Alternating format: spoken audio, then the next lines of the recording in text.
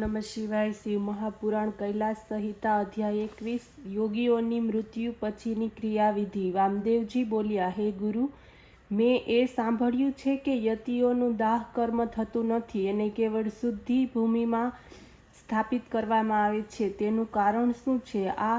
આપ મને પ્રેમપૂર્વક કહો, કારણ કે આપના સમાન કોઈ વ્યક્તિ નથી। સૂતજી બોલ્યા, જ્યારે વામદેવે આ પ્રકારે કહ્યું ત્યારે અસુર નિકંદન સ્કંદ શિવની પાસેથી સાંભળેલા આ પરમ રહસ્યને ફરીથી એમને કહેવા લાગ્યા। સ્કંદ બોલ્યા, હે મુનિ, આ ઘણી જ રહસ્યાત્મક વાત છે।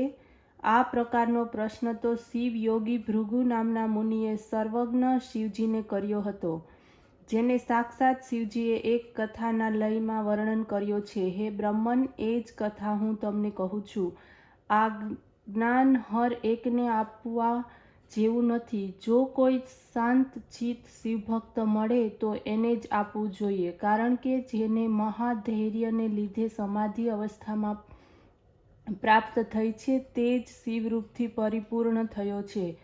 પરંતુ જેનું ચિત્ત સમાધિથી પરિચિત નથી અને અધીર હોય, એનો પણ એક ઉપાય છે। એવી વ્યક્તિ ગુરુમુખેથી શિવના ધ્યાનમાં પરાયણ થાય, યોગાભ્યાસ કરે અને જેનાથી ત્રણેય પદાર્થોનું જ્ઞાન થાય, એવી ત્રિપુટીનું ધ્યાન કરવાને માટે યમ નિયમાદિનો અભ્યાસ કરવો, નિત્ય પ્રણવમાં મન લગાડવું, ક્યારેક શરીર શિથિલ પડી જાય અને શરીર ન ચાલે તો કેવળ શિવજીનું સ્મરણ કરતા રહેવું। એનાથી પણ સદાશિવના પ્રસાદથી નંદી દ્વારા પ્રેરિત તે પુણ્યાત્માઓના લોકમાં જાય છે।